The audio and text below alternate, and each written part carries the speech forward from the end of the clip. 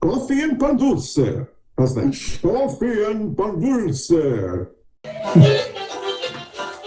Hey everyone, thank you so much for watching our Coffee Pan Dulce show every week. Don't forget you can watch us visually on our video podcast platforms on Facebook and YouTube, but you can also listen to us on your favorite audio podcast platforms like Apple, Amazon, iHeartRadio, Spotify, and all of the other ones that your favorite, whatever your favorite is. Once again, thank you for watching us on Coffee Pan Dulce. We'll dance out. Hey y'all, thanks for watching the Florida shows. They've been wildly successful. Obviously, it's a topic that you guys have enjoyed and wanted to know more of. And we like talking about the dumpster fire that used to be the state of Florida. And we'll probably talk about it some more this summer. Thanks for watching, y'all. Bye, y'all. Thanks for watching. Good morning, everyone. We do want to thank you for watching the Coffee and Pan Dulce show. We hope you're enjoying this Encore presentation. It's always exciting to watch some of our old shows that we've taped. We've been doing this for 5 years, since 2018.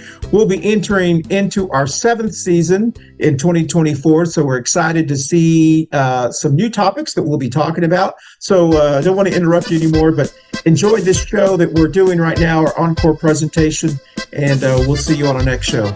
Bye, y'all. We're dancing.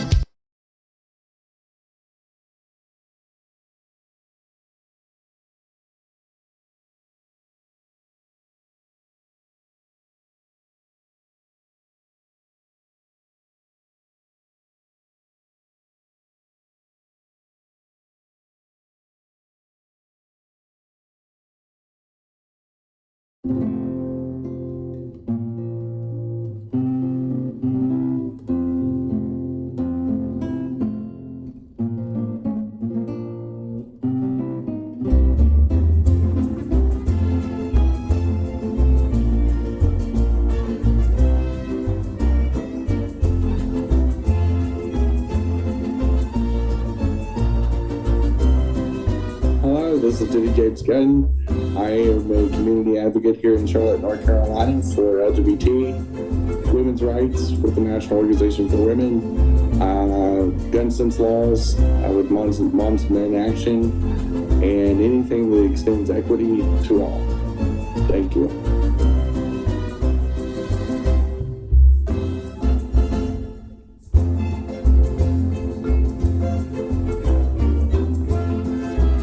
Good evening. This is Barb Bacon. I'm a community advocate here in South Charlotte.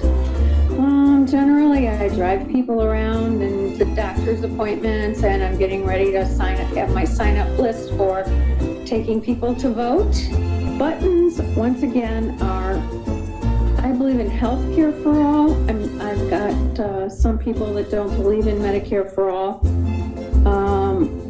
Gun violence, let's get some control of guns, and Black Lives Matter in honor of our friend Joel that passed away last year. So that's it, guys.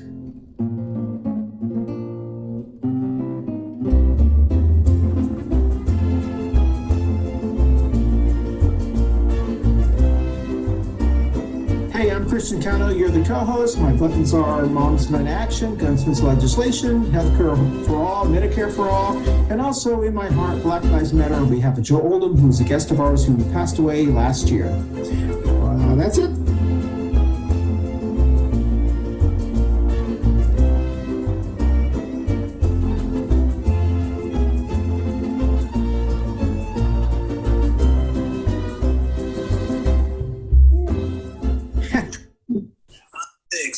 Hello, everybody. We got a little Cano mix going on.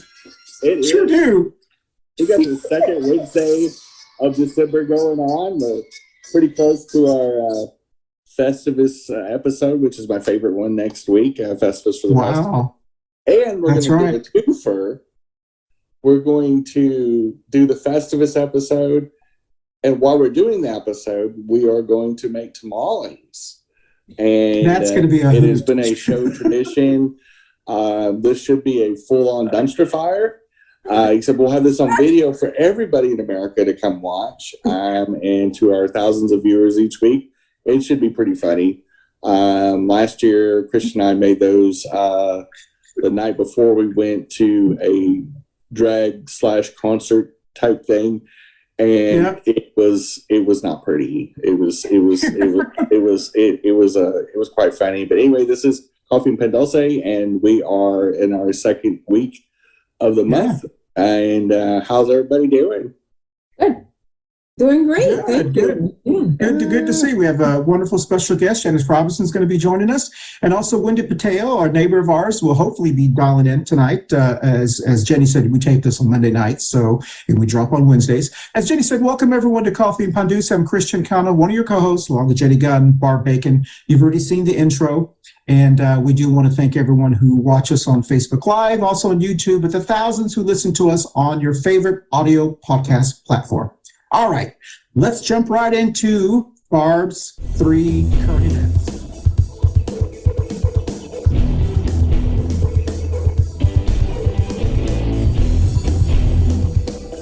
And this is Barb's current events. All right, so I paused there because that's where that cute video gets put in. Have you seen that, Barb? Oh yeah. I'm like, Barb's 3 current events. Yeah. I feel like we're about to watch a wrestling event right before. I know. It's like, dun, dun, dun, dun. We need to toss a chair and a carrot shirt. And anyway, nobody wants to see that. That's right. And we do want to thank Manolo's Bakery, who's our producer, sponsor, and supplier. You'll see that commercial edited in as well. But I happen to have a bunch of Manolos that I picked up. And so actually, I'm sorry, y'all. Those aren't Manolos. That's Harris Teeter Donuts. Those are Manolos.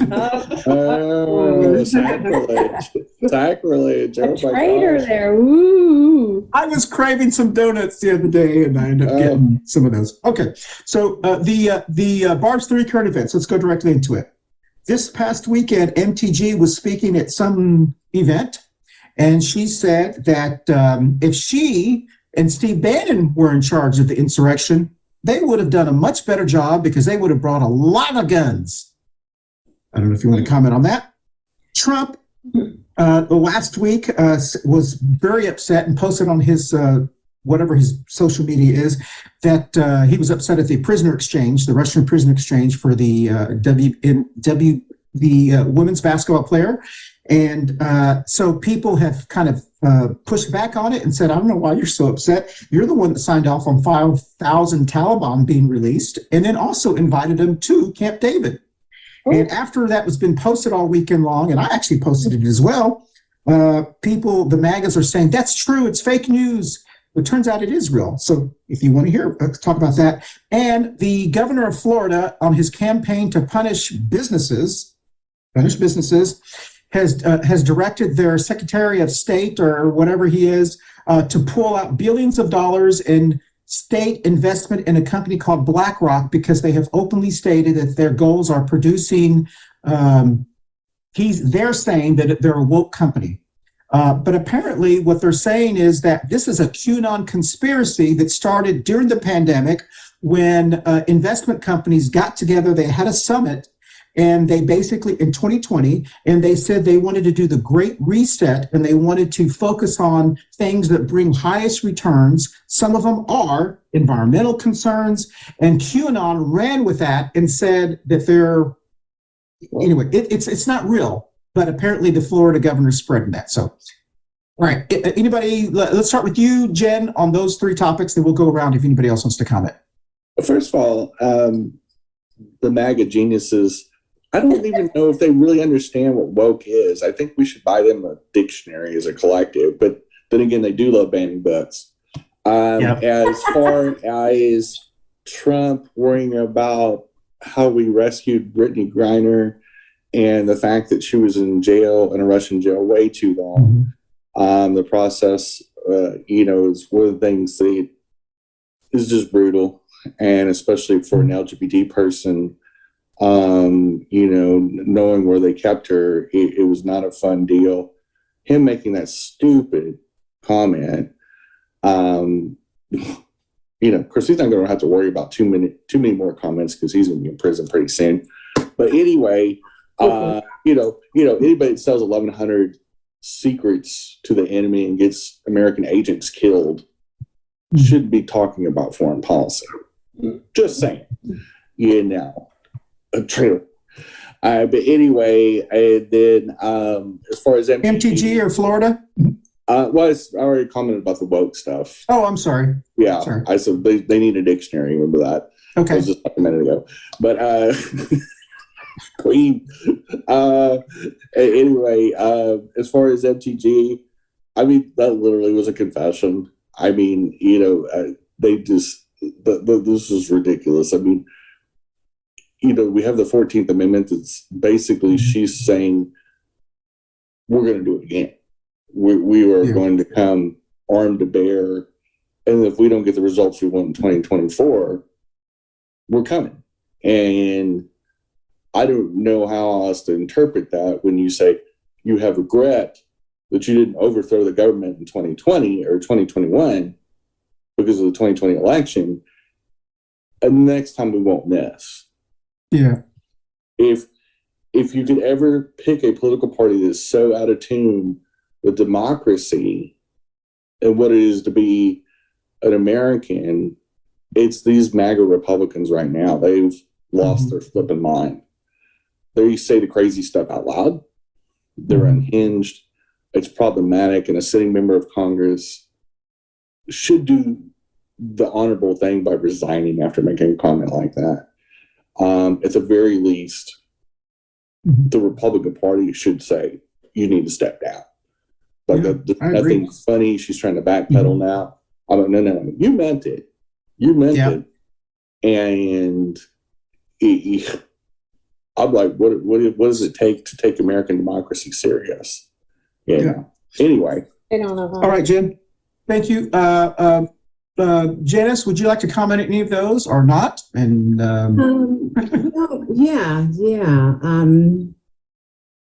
it's the latest when it comes to the MAGA folks and the right wingers and conservatives. It's like the latest outrage of the week, and they, obviously that their strategy is to have a latest outrage of the week to try to hog the media, draw attention away from any positive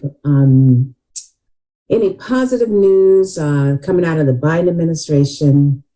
That's their gift is they're good at being media hogs.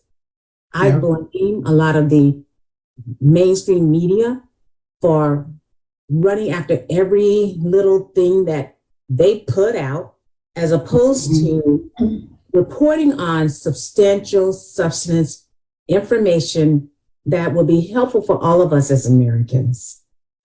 So they're quote unquote concerned about Brittany Griner being released. They should be happy that any American that is being held unlawfully is released. Exactly. Even Paul Whelan's family basically, I guess, clapped back. Is that what they call it? Clapping back? Yep. At the Trump administration for saying that they asked him to at least tweet about their loved one. And Trump didn't do it. Trump had an opportunity while he was buddy with Putin, try and get Mr. Whelan back. And he did not do diddly squat. So as far as I'm concerned, they can just shut the you-know-what up. Welcome to the show, Janice. Janice, tell us what you think. And in terms of these knuckleheads saying this crazy stuff down in Florida, let me talk about woke. As a Black woman, we are sick and tired of, I'm just going to say it, white folks who do not have our best interests at heart, hijacking our terms, our whatever the word is, and trying to turn it around to something that's negative and bad. And I'm sick of that. Being woke is not a negative term. It is something that we in the Black community use to try and help our people to wake up and to understand what's going on in the world that is negatively affecting our community. These people who are trying to take our term, and I used to be a Bill Maher fan. I carried HBO only to watch Bill Maher. Me too. So did I. I went to 3 of his shows here in Charlotte. I'm done. I no longer carry HBO anymore, and I will not go to another Bill Maher show. Now, I think, some of the stuff that he says, I think is good, but, him amplifying this bullshit about being woke has helped contributed to the problem. So these people who are trying to, again, they tried to hijack the term woke along with CRT. Nobody is teaching critical race theory to kindergartners, K through 12 students. So I always say to people in our community, our red, white, and blue community, and the people that in my networks, especially in the Black community, don't fall for the okie doke for these people. It's a right-wing conservative groups that are funneling this BS. We're going to talk about it a little bit that later. That are basically trying to scare people into voting for their crazy right-wing candidates. Excellent. Very good. Excellent. Barb? I don't really have too much to say about Florida. He can do whatever he wants. I think he's just trying to get media time as well. I'm glad Brittany's home. I don't care what they had to do. They said it was take it or leave it. And how could you walk away and leave her there? I was scared to death when they put her in that penal colony. I didn't know what was going to happen to her. So, and MTG, she'll get hers. She just, I don't think she realizes what she says when she's saying it. And then she seems gleeful that things happen. And I agree with Janice. I just would think, shut up. But if she thinks it's going to happen again, watch what's happening to the Cowboys. The Oath Keepers are next. They're not, the Department of Justice is not fooling around on this. They don't want it to happen again. And I don't know. I don't know. They're obviously not thinking, but I don't give her credit for having any brains. So maybe that's the problem, but disgusting. That's all. Excellent. I completely agree with all of y'all. And on that, we'll take our first break and we'll come back to talk about our topic. Our today's topic is Unmasking Moms for Liberty. And we'll be right back on Coffee Pan Dulce. Hey, y'all, the holidays are coming up, and what better way to celebrate locally than with Manolo's Bakery's fine goods and services. They have amazing chocolate cakes, is what they're known for. Tres Leches cakes, tamales. Get your tamales orders in early, especially if you're going to order for Thanksgiving, because they sell out fast. But they have an amazing bakery and restaurant there on the east side of Charlotte, and you're missing out. Plus, you should support your Black and brown businesses and shop local and shop small to really keep the economy going. Thanks for watching, and shop with Manolo's this year. All right, well, welcome back. And I completely agree with all of you. And I'm interesting you say that, Janice. I used to be a huge Bill Maher fan. I went to a show of his when I was in California, like in the mid-'90s. We went to see him in Greensboro when he came here. And when he started doing all this, I didn't leave the Democratic Party left me, all that kind of baloney. I was like, how arrogant, like you are the, and so then he started doing all that kind of, I don't watch him at all. And I'm dying to like watch an episode. I'm like, nah, you know what? It's not worth it anymore. I don't watch him. I don't want to give him any clicks on even on YouTube. So interesting. Yeah. And so let's go ahead and go directly into our topic, Unmasking Moms for Liberty. One of the reasons, many reasons we wanted to talk about this was early in the year, we actually had a group who were supposed to be joining us tonight. And unfortunately, they notified us today that they were not going to be joining us because they had 2 rallies they're holding in Sarasota. The Support Our Schools group, they are a group of parents in Sarasota, Florida, where the Moms for Liberty group started. And they have been dealing with them since the Moms for Liberty group started. And they were on our show talking about, warning us about the Moms for Liberty group. This is, remember, Jen, they were on, they had us then. And then they came on 2 shows later to talk about how it was impacting the children of color. And we had another gentleman, an activist, African-American gentleman who was on and talking about what they were going through. And so we kind of wanted to have them on after this election here in Charlotte, because we had a couple candidates who were very big supporters of Moms for Liberty. They were Republicans. My new school board member is a Republican, registered Republican, but she says she's not a Moms for Liberty person. So we're all, okay, we'll see, because I think she knew if she said she was, she would have lost. She would have got blown out. Or not blown, she would have lost. So I find it interesting, and I watched I attended a CMS school board where the Moms for Liberty lady, the local chapter and the state chapter person was on, and she has befriended many people in our community here, communities of color, some Latinx people, many people of color, and they actually support her. And it was very confusing to me, because these are I was like, did y'all not do your homework? Do you know who these people are? And I heard her say during an interview that she did with the local newspaper or someone, that she laughs when people call their group racist, because they can't be, because she's Jewish. And I was like, well, no, you could be racist. We got Latinos that are racist. I know some black racists. Well, I mean, I just thought it was just, and then she said, we're not supported by the Republicans or so forth. They get their money by, so it's kind of, I wanted to talk to them. We did invite the local chapter of the NAACP, because it seems like they have, what I have seen, they have kind of aligned with some of the things that they're doing. I don't know if that's true. I've tried to reach out to them. Jenny and I have had conversations on social media with their education chair, who's been on our show many times.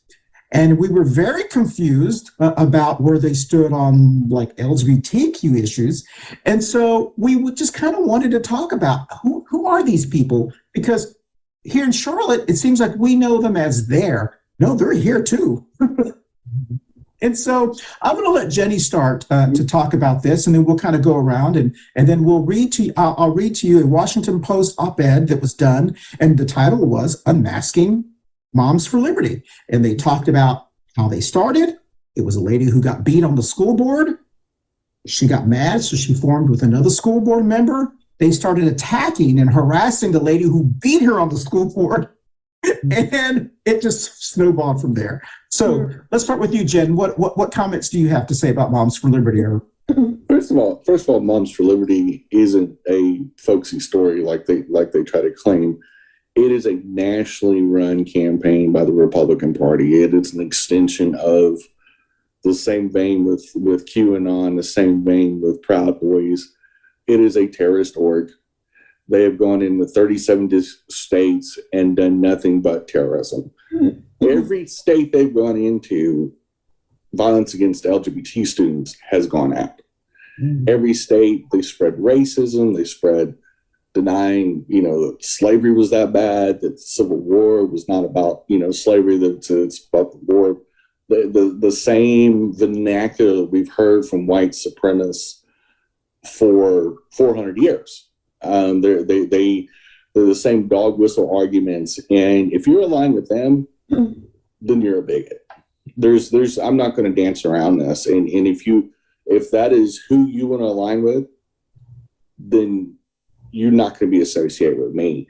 The stuff that they were proposing, like not protecting LGBT students and trying to out LGBT students and things like that. Which that was the big thing. Yeah. Somebody on NAACP, specifically Annette, was for outing LGBT students in the school. Absolutely. Yeah. She said it. That's how we got it. I've got the screenshots, and I'm going to go right at it.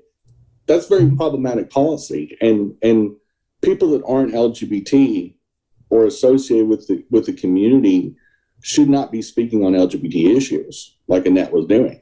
And I have a massive problem with it. And I took her on the social media and said, look, you maybe have some kind of expertise in education, but you literally don't know what you're talking about. You're going to get LGBT students harmed. You're going to get LGBT students kicked out of their homes. And to forcibly out a student or create a policy in a school where there's no safe place for LGBT students, is shown time and time again. You'll see the suicide rate go up. You'll see the assault rate go up. You'll get bullied at home, which usually an LGBT student's first bully is either their doctor or a parent. And, the last thing we need to do is for LGBT students to fear going to the counselor to talk. Then they forcibly out that student. That's a hostile environment when you've got a kid that's still trying to figure it out. I mean, I knew I was queer when I was young, but I literally didn't have the terms for it. And the last thing I was going to do is want to be outed to my parents that are very conservative Republicans, very religious, and my dad's retired military. That was not going to be safe for me. And I either would have been harmed physically or I probably would have been homeless. 33% of all homeless youth, teenagers, are LGBT for that very reason when they're forcibly outed. Yet we're probably less than 5 to 10% of the youth. We are immeasurably more homeless, and especially LGBT students of color, which is the majority of the LGBT students in the CMS school system. And it defies logic when you speak on something publicly and have no clue what you're talking about just because you think you're a school expert. Good points. Janice, do you mind if we bring you in? Share with us what you feel about Moms for Liberty. I don't know this, so don't be shy. Red, White, and Blue. You all may or may not know that we are an organization, a nonpartisan 501c3/c4 organization that that mobilizes the diversity of suburban women across the country. We started our organization was started out of Ohio in 2018 after Knucklehead got elected, where these suburban women up in suburban Ohio, and I always say, these white suburban women, and I always tease them and say once they kind of got themselves off the floor and realized that they were being attributed to his win, well, they started meeting together in their living rooms over wine and started thinking about how they could change the world. And so as they started reaching out to their friends and their friends, their friends, and their friends, their friends, they were instrumental in helping Biden win back Pennsylvania, Michigan, and Wisconsin. When they started looking into North Carolina about a year ago, somehow we connected. Somebody gave them my name because I had been organizing here in North Carolina. And looking at what they were about, I decided, okay, I can connect with these women. Now, we're nonpartisan, and we have women from across the political spectrum that is a part of our network. Right now, we're up to near 500,000 across the nation. Oh. And in a year's time, we have over 7,000 that have joined our network in North Carolina. What has brought us together collectively is our distaste for extremism. We do not like extremism. Progressive women do not like extremism. Democratic women do not like extremism. Conservative women do not like extremism. Republican women do not like extremism. Unaffiliated women. All these women in our network, and our network is made up of all of them. We don't like the extremism. The extremism over trying to take over our school boards, trying to dominate what our kids should read, the discrimination against LGBTQ students, anti-CRT bullshit, excuse me. And then even going after our rights to reproductive freedom.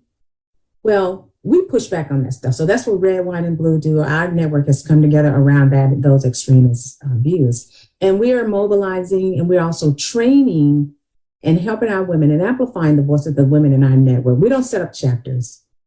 We amplify the voices and train women in their local community around the issues that are important to them. And the women who have connected with us, the commonality is the extremism. And so that's what we push back against. Excellent. Well, now I know. And as Jenny was talking, I was going, God, I wonder.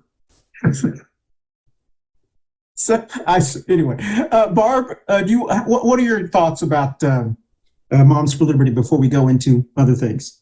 I saw the topic and I really didn't know anything about it. So I called one of my friends that lives in Florida because the article I read talked about Florida, and she just called them a whole bunch of really nasty names, and then she called them bigots, pushy bigot women. And I said, okay. So I'm a novice when it comes to this. I totally don't agree with their whole attitude about LGBTQ kids in general. That's cruel. It's I don't know. I don't know. When I was talking to her, I said, I feel like I'm living in an alternative universe right now. Ever since the pandemic and those first couple of days after they put us in shutdown, I said, I just want to wake up and have it go back to normal. I don't even think I know what normal is anymore, but I know it isn't this. And we have gone so off the deep end about so many things.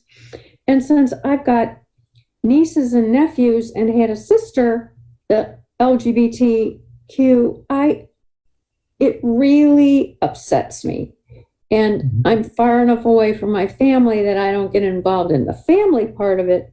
But I'm starting to hear rumblings that at least we're starting to get some family acceptance. Big Catholic family. I mean, they're not, I'll put it bluntly, the old ones are dying off and the middle-aged ones are taking over. So it's about damn time. But it happens. It's the way it is, and get over it and either accept them or shut up. You know, it's just driving me crazy. But so I'm not going home for Christmas. I'm not getting involved in it. But it's every time I hear about something else that's new, it's more radicalism, and that's what I don't understand about what's going on. Why can't we just all get along? We can't anymore. It's sad. Well, I don't think this stuff's not new. It's not. But it's verbalized in a way that it never has been before. Well, now we have social media. It's okay. But I believe it's been verbalized because white people are uncomfortable with the real discussions. What we got to be real is the conservatives, whatever you want to call them, MAGAs, fascists, whatever synonym you want to use, has always had a lock on the discussion of the day. Is that now with technology and with the social medias and the Google machines and all the things that we have in our hands, young children have access to information to vet what older people say. We also have the tool to know that we can go research the Civil War and go, yeah, it was about slavery.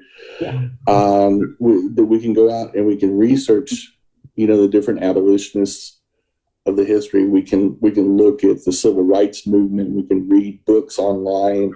There's a fabulous amount of Black female authors that create just absolute masterpieces that can educate you, and everything you need to learn about civil rights and life in general.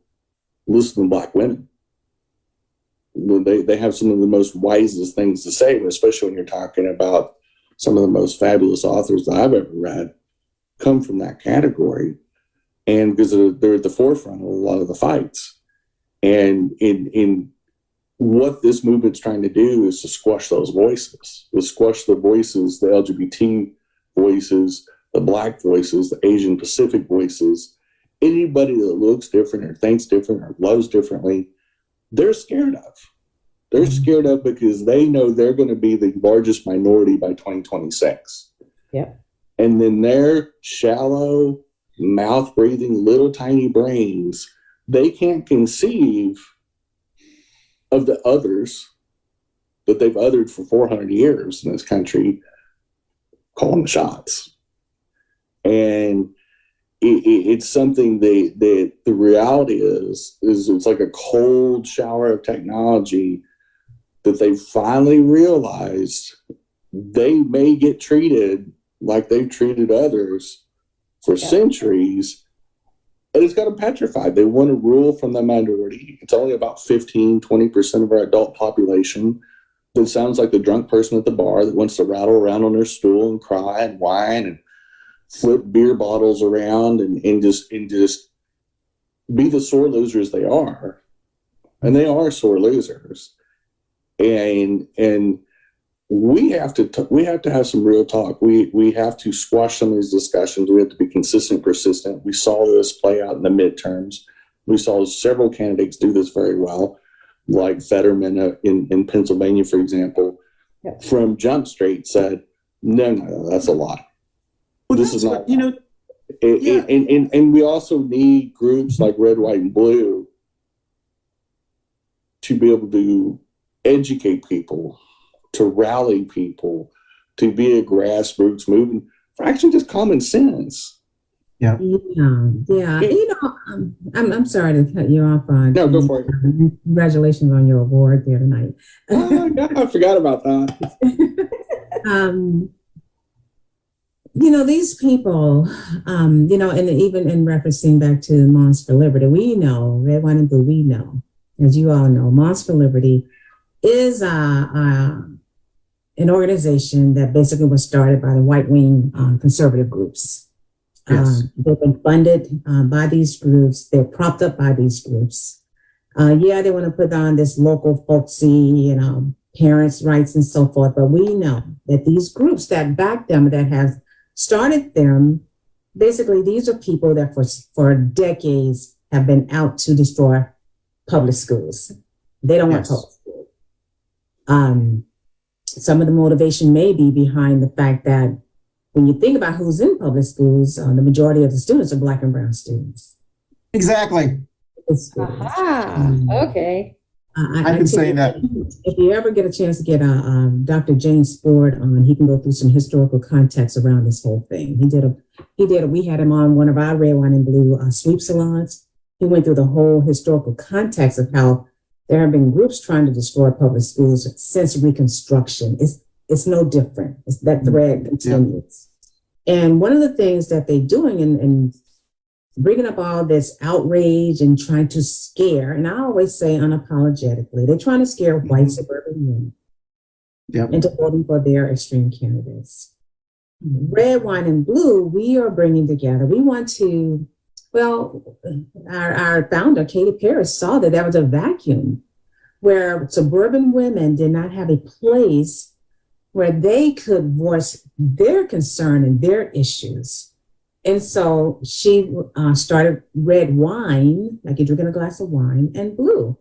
And the thing that, in our network of nearly 500,000 across the nation, one of the things that I see is that because we are a diverse organization, I think we're well positioned to have those conversations across racial lines, or the women in our organization, across our racial lines, to talk about, to have these intimate conversations with each other, white women to white women, Black women to white women to Black women, where white women can talk to each other, especially across these diversity, because we are non-political, about, okay, why are some of these suburban women, why are they choosing to vote against their own interests?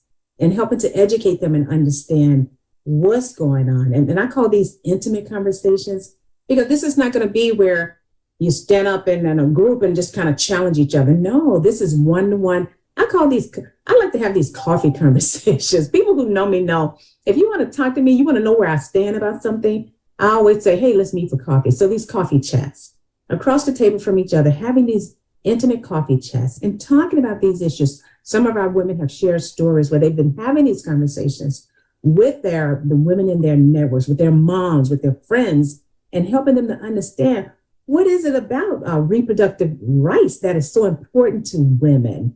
And so conversations with white women to Black women, white women in our network, they may want to know, wow, why did the Black community not come out and vote in higher numbers?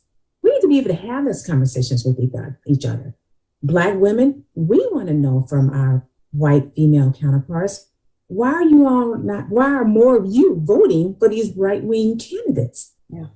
I believe Red, Wine, and Blue is perfectly positioned in our network because we are a community of a diverse suburban women group where we can have these conversations. Now, those of us in leadership in Red, Wine, and Blue, we're going to be coaching our women how to have those conversations because it can be a little uncomfortable, but how to have them effectively so that we can learn from each other and begin to and continue to fight against what's really going on, which is the extremism that is trying to take over and destroy our freaking our country. And that's what we're about. Janice, you reminded me that I forgot to do something at the beginning of our show. I forgot to salute to our neighbors. When you said coffee, whatever you're drinking this morning, salute to our neighbors. And on that note, we're going to take our second break, and we'll be right back on Coffee Pan Dulce right after this. Hey, everyone. Thank you so much for watching our Coffee Pan Dulce show every week. Don't forget, you can watch us visually on our video podcast platforms on Facebook and YouTube. But you can also listen to us on your favorite audio podcast platforms like Apple, Amazon, iHeartRadio, Spotify, and all of the other ones that your favorite, whatever your favorite is. Once again, thank you for watching us on Coffee Pan Dulce. We'll dance out. Welcome back, everyone, and thank you so much, Janice. That was I also forgot to introduce Janice as with Red, White, and Blue. I didn't know if you wanted to come on as the Red, White, and Blue person, or red wine, red wine and blue. I'm sorry. Yes, but I know Janice for many things. She actually organized a wonderful march back here on my side of town, which I was so excited. I was like, oh, finally, someone on this side of town. We had a wonderful march on Valentine. That she helped organize that. One of the concerns that I had, and especially when we had the ladies on last time from Sarasota, and once again, they did want me to mention that they are having a rally Monday night. It'd be too late by the time you watch this, but Monday and Tuesday night in Sarasota, Florida. Their superintendent in Florida resigned after 20 years, I believe, and he resigned after their elections. The Moms for Liberty candidates have taken over their school board, and the superintendent resigned, basically saying, "This is too crazy for me." I mean, that's really what he made all the news and everything, and so they're having some rallies for full transparency on hiring the new superintendent there. But one of the things that I was concerned about the local Red, White, and Blue. Not Red, White, and Blue, Moms for Liberty group, because I've seen them on the CMS. They first started, they were all against masks. That was the big thing. Mm-hmm. And then when that didn't really go anywhere, they morphed into when kids start, and my kid has to go back to school. And it was like, go back to school. The lady who started this group basically said, I was at home with my child, and my child said, "Hey, Mom, I'm taking this test." And she goes, "Oh, I did not realize." So she's basically admitting to the world she had no idea what her kid does because she's not involved with her child. And that's how I saw it. I was like, okay, so you're telling the whole world you were really a bad parent until now. You decided to be a good parent. And what I was interested, every time they say they're interested in something, they wanted, something changed or whatever. The first thing I ask is, are you coming at from like the experts? What are the experts telling you? And it's like these individuals are the same individuals that were the anti-maskers. They're just like the women of the anti-mask group. And they suddenly want to become the doctors, the experts, or whatever. And the conversation that we had on social media with the person that we mentioned earlier before, I was very confused because they were mentioning all this stuff about LGBT and I wanted to say, did you actually meet with, let's say, the local chapter of the LGBT community to say, hey, is this something that you guys would support? Or when you're talking about, I don't want to do this, are you meeting with the Black community and saying, hey, is this something that you don't? It's like these white women, from my perspective, were saying, I know what's best for you, even though I don't really know anything about you, and you. And so for me, I was like, how can you take a group like this seriously? But apparently they have hoodwinked, my term I used, some people in our local area to believe that they are aligning with them, when you scratch the surface of these people, they're the same people that hate Black people, that hate immigrants, that hate Jewish people. They're the same. It's just a different version of it. These are the same people who were the Tea Party people, the same people who were the moral majority back in the 70s and 80s. And so, Christian, I'm going to stop you there. Nobody's getting hoodwinked. Okay. People that claim they're getting hoodwinked in the era of the Google machine, I got to call shit in the shoebox. Look, I mean, come on. You know, somebody wants to pretend that they're innocent or they got co-opted. I'm like, come on, give me a break. You know, I mean, I guess if you have a room temperature IQ of like 65, maybe, but other than that, if you've been a community leader, then all of a sudden you find yourself aligning with Moms for Liberty on the Facebook, and you haven't done at least a 60-second Google search. Yeah. Are they? Are you really being genuine? Are you really, if you're defending some practices like outing LGBT students, for example, and saying that that's okay, and actually defending that, and then railing up against myself, that has run peer-to-peer support groups, that has been a leader in multiple states and is nationally known in the LGBT community. You're arguing with me. You're arguing with a school district that has a tried and tested system for LGBT students that is both fair, equitable, and a model that they're using in CMS schools is a replicant of not only the worldwide standard for LGBT care, but especially for trans students under the WPATH standard. To call that out, you know, for whatever personal political reason, I got to find it's disingenuous. I'm not going to give them the benefit of the doubt. I'm sorry, if you're above 18 and have a slight ability to use your iPhone or computer or whatever, you didn't get co-opted. Their politics somehow resonated with you. Don't play innocent.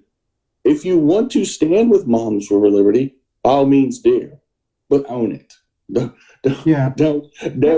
act like I was duped into something, or they. Well, that's what's so confusing. There's nothing confusing about it. If you've got a Muslim amount of bigotry in your heart, sure, it outed you. And I said at the beginning of the COVID pandemic, COVID's going to be the great filter. It exposed the institutional racism in this country, George Floyd, incident, and all the fallout. We had a mirror looking, because we were all sitting at home going, what are we going to do? What are we going to do? And then the heinous murder of George Floyd, that 9 minutes that he laid on the asphalt with a knee in his back till he got slaughtered by a murderer, by an assassin. We can't deny that there's institutional racism. We couldn't look away. In the same way with the anti-LGBT, there's 20 states that have banned healthcare for trans minors, including psychological care. So if you want to make the case that trans kids are psychologically off or mentally ill, fine. Let them get access to a psychologist then. Let them sort it out the right way. Well, this is the problem with the Mom for Liberty groups. Yeah. That ever since Trump ran for office and took office, violence against the LGBT community has been double digits across the nation. But we don't want to talk about that. We don't want to talk about the racist violence against Black and Brown and Asian communities, because the Proud Boys and Moms for Liberty and people that want to deny history, that want to say 6-year-olds are studying CRT. We've got to talk common sense and say, this kind of crap can't be enabled. This kind of crap, it needs to be put back in the box wherever it came from and thrown in the deepest part of the Pacific Ocean, because we're all fucking adults. Let's talk like fucking adults and quit dodging the issues or try to pacify people. No innocent people in this war.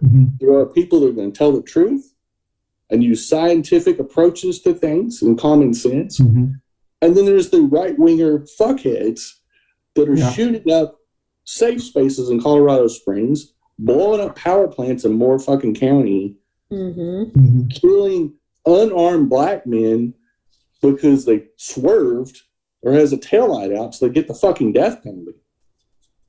Let's not call this an accident. This is terrorism. Well, what I completely agree with you, Jenny. I think when I understand what you're saying. The reason I was I had it's the only term I know right at this moment, confused. When I first moved to Charlotte, North Carolina, almost 10 years ago, I joined the NAACP because there is no LatinX group until we get our LULAC chapter officially started. That was the only group that was speaking on behalf of immigrants at the time. I have been a member for many years. I have been supportive. Even there's been, and I have sat back and watched. I've educated myself. I've watched politics of Black Charlotte and all the stuff that's been going on. And I've watched and I've supported as many groups as I can. The one thing I remember is the NAACP Charlotte chapter has been trying for as long as I have been a member to get things done in CMS. They have that has been one of their biggest focal points. That every meeting I went to, they've always been talking about that.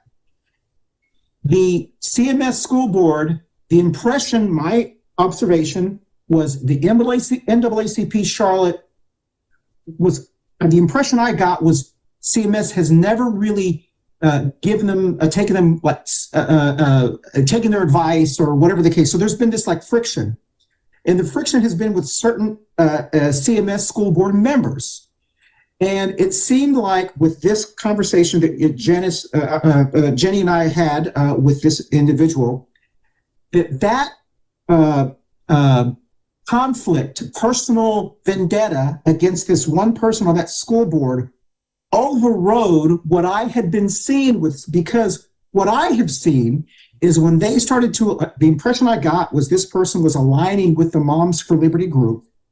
And I had mentioned, I said, if I was the NAACP and I was a member, African-American person, I would be outraged at Moms for Liberty, mainly because the NAACP has been trying to do something for 10 years. Moms for Liberty were able to do it in 1 year.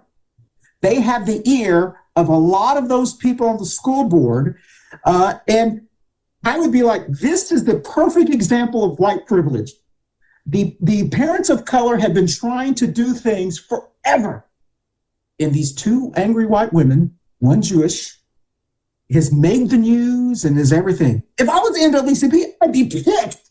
I'd be, hey, listen, we've been trying to do this forever and you have been able, but they have like suddenly, oh, well, you know. And so for me, when I was looking at it, I was like, I don't understand why you're aligning with them. I'd be outraged. Well, and we need to be guys, Christian. can I ask a question, please? Sure, go ahead. Where does our school board stand right now? Are the new people that are in, who are they? What are they? Are they helping? Are they where we want to be? Or are they these moms? What That's mom a good point. just got elected?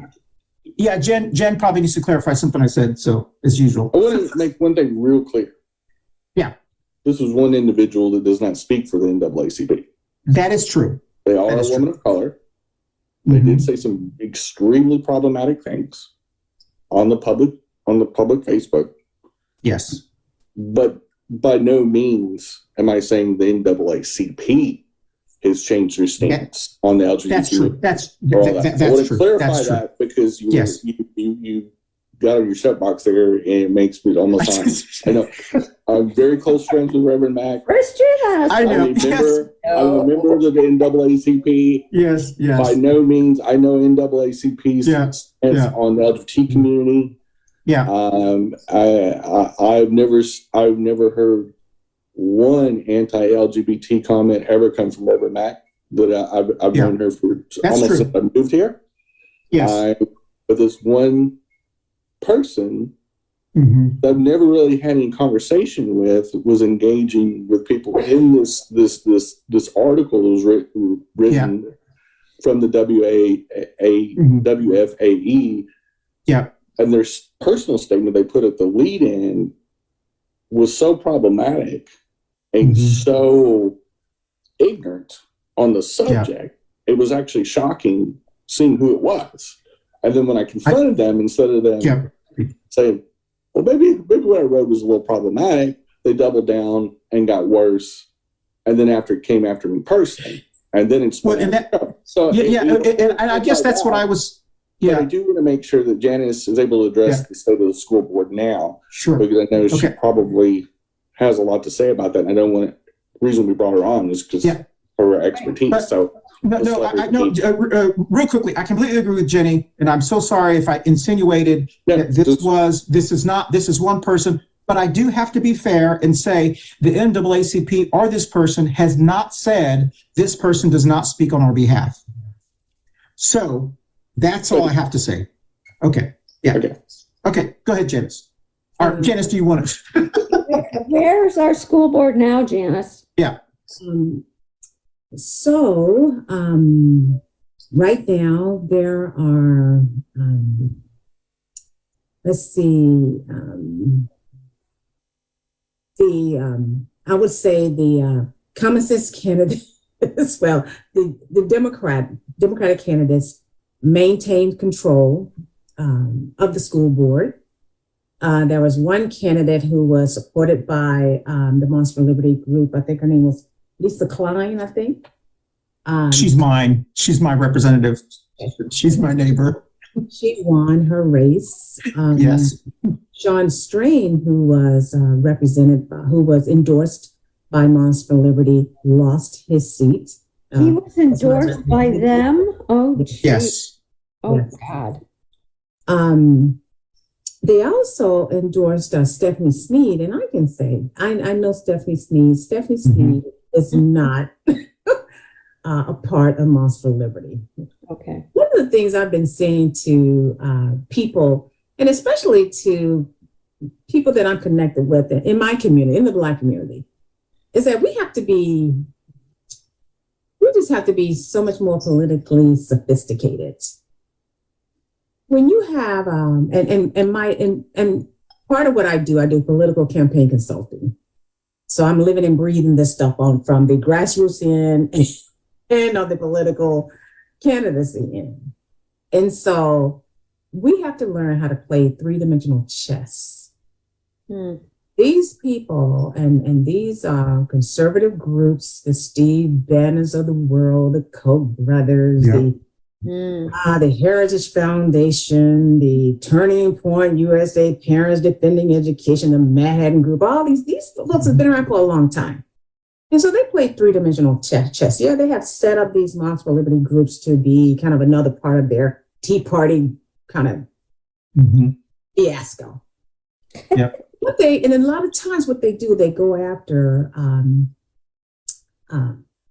people who are not politically savvy and people who are, they're not sitting around thinking about politics 24 hours a day like some of us have the luxury of doing. They're not watching CNN, MSNBC, or Fox 24 hours a day. They're working 2 and 3 jobs just to keep food on the table and a shelter over their heads.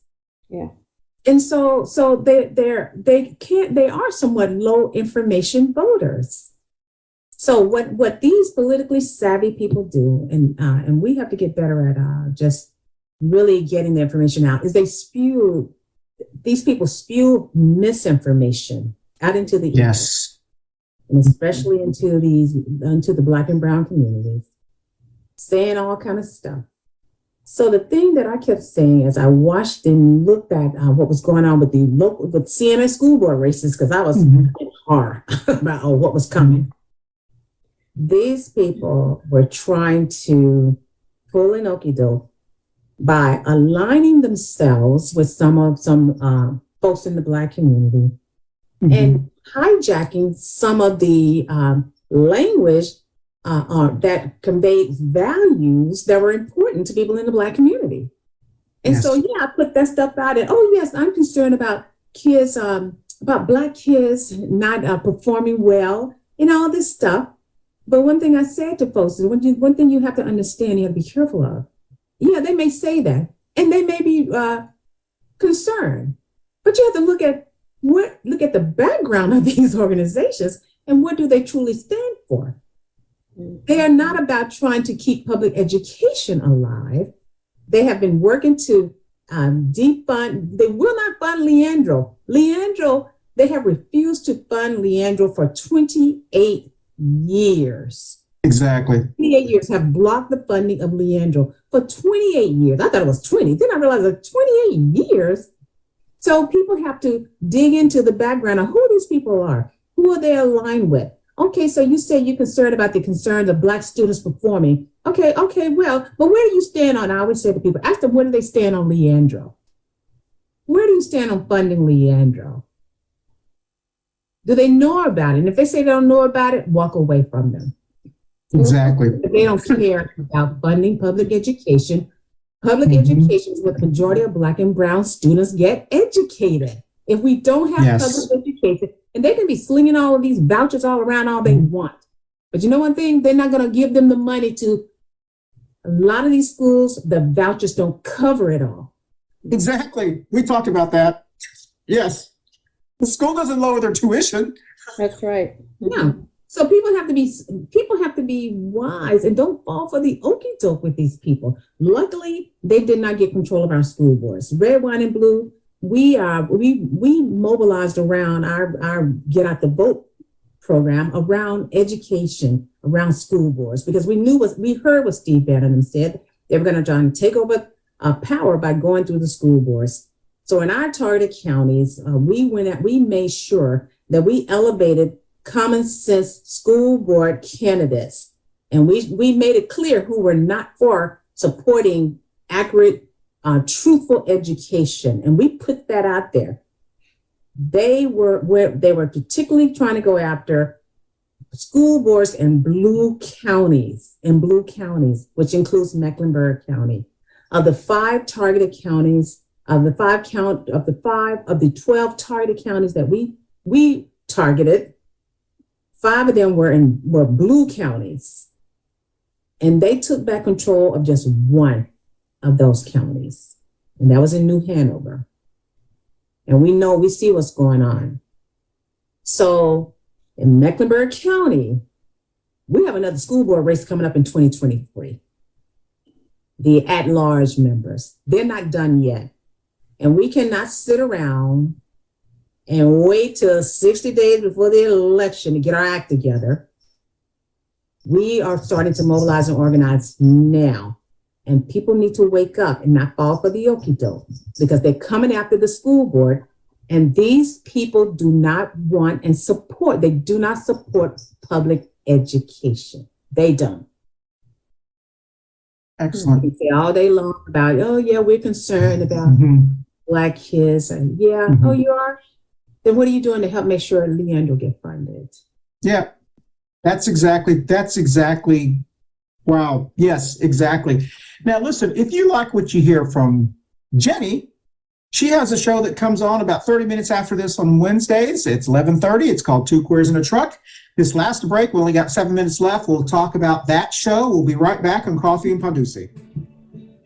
Up next is Two Queers in a Truck with Jenny and Christian. And hope you guys tune in. We'll see you in about 15 to 20 minutes. Thank you. Well, welcome back. Don't forget to join Jenny. Her shows are a lot more organized than mine. So one of the things I thought was interesting, and you hit the nail right on the head, Janice, is when I've seen these groups all around the country, because most top big city schools, they're majority minority schools.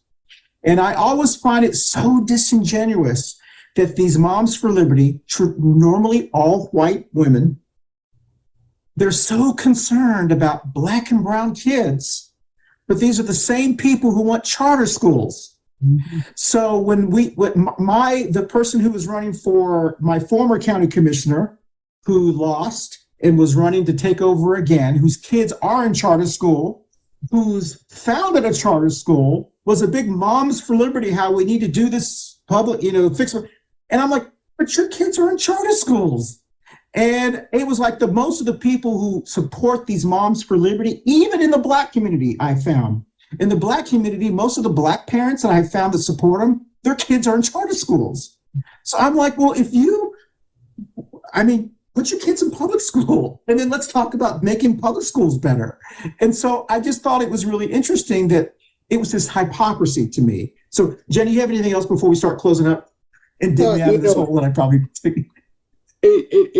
we've seen this all over the country, but Christian and I both grew up and were raised in Texas, and I'm a product of Texas public schools.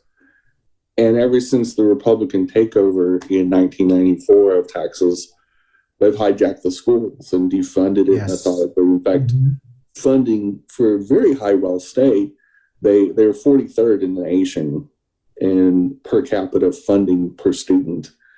A average of $7,700 per student. The national average is $11,000 per student. And I really don't know. I'm not sure. My kids never went to school here. I've only lived here 4 years. I would be curious to know what the per capita funding is. It'd probably be a really easy Google search. But I know that a lot of this stuff comes from the Texas model.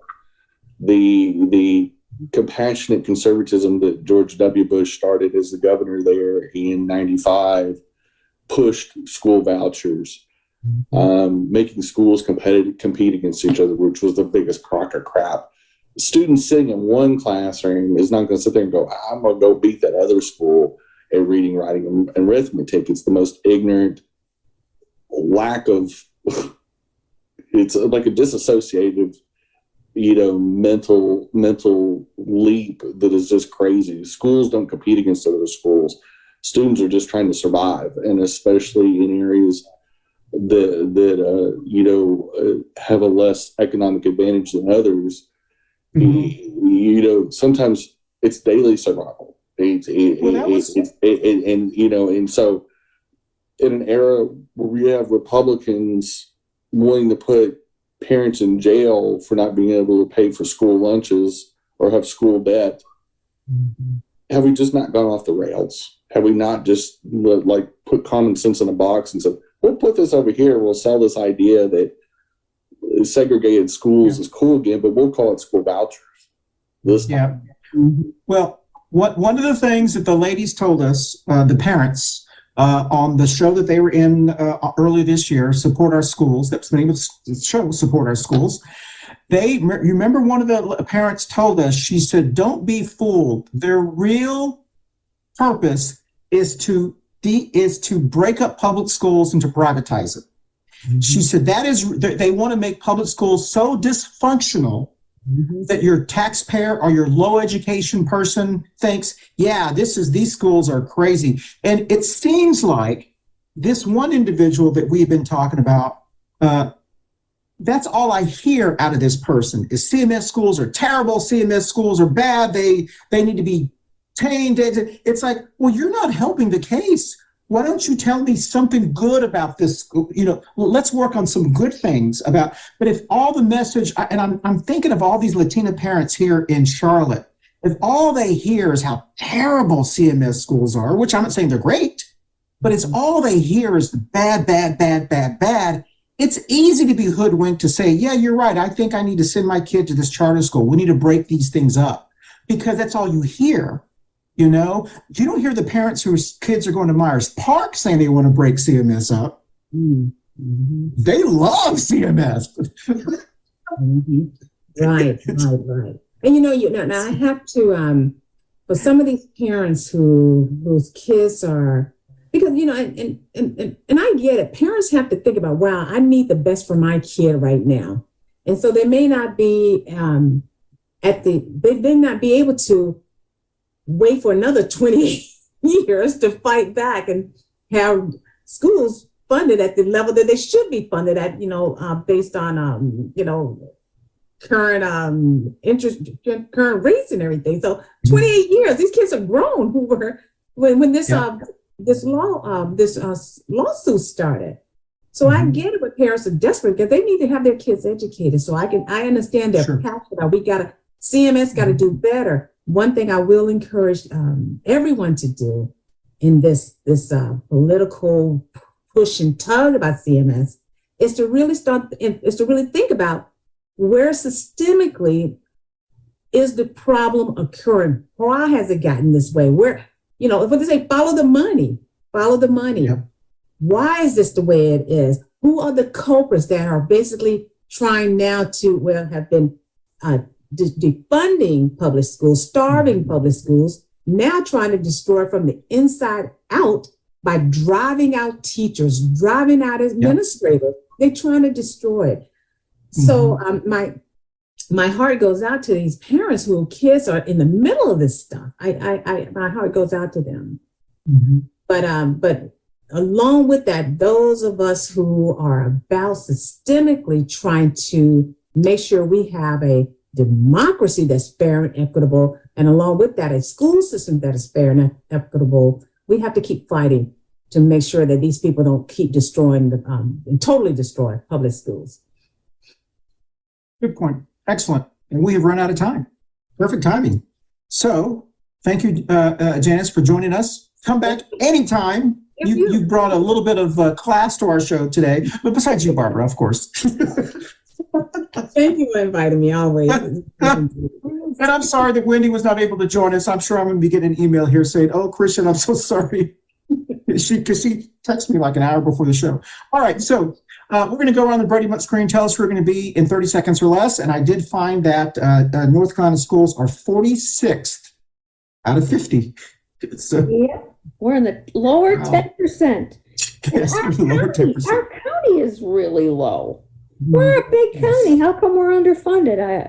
Janice can probably tell. Because it's We can do a show on that. The legislature. Yeah, Raleigh. Yeah. We're friends in The Raleigh. legislature controls the budget. That's right. So Jenny, Barb, and then Janice, tell us who we're going to be in the next week in 30 seconds less, please. Got no major plans? Oh, go ahead, Jess.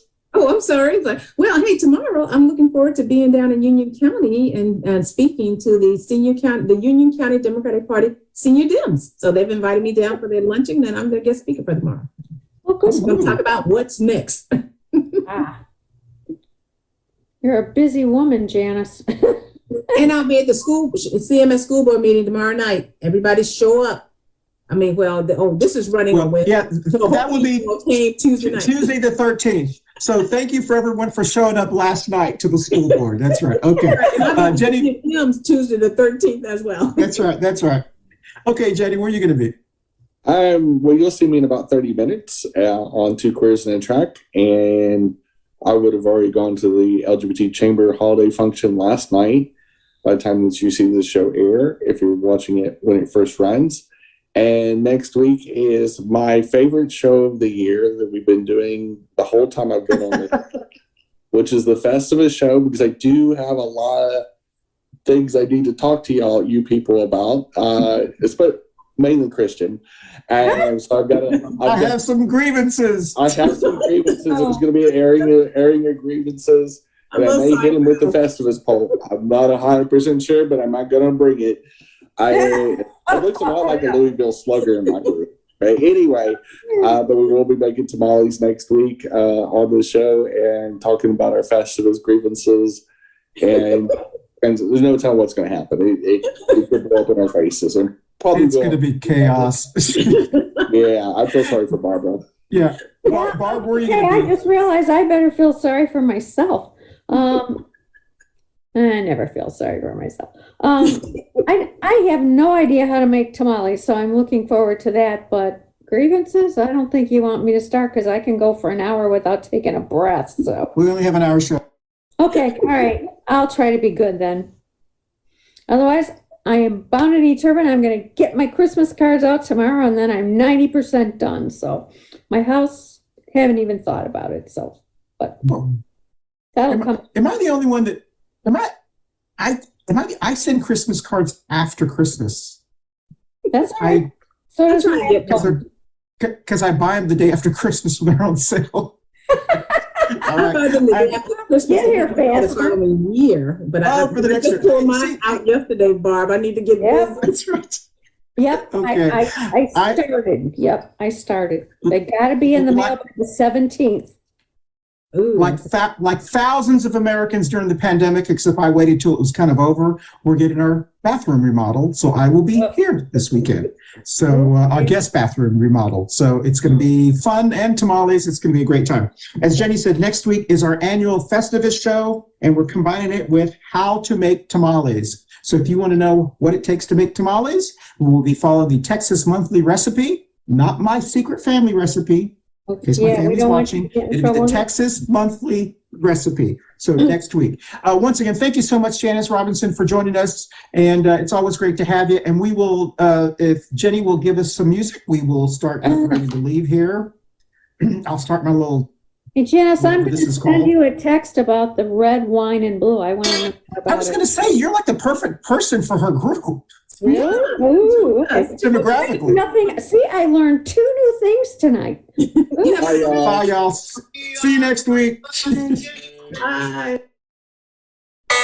Next up, thanks for watching Coffee and Pan Dulce. Next up is Two Queers and a Truck. Stay tuned. Coffee and Pan Dulce.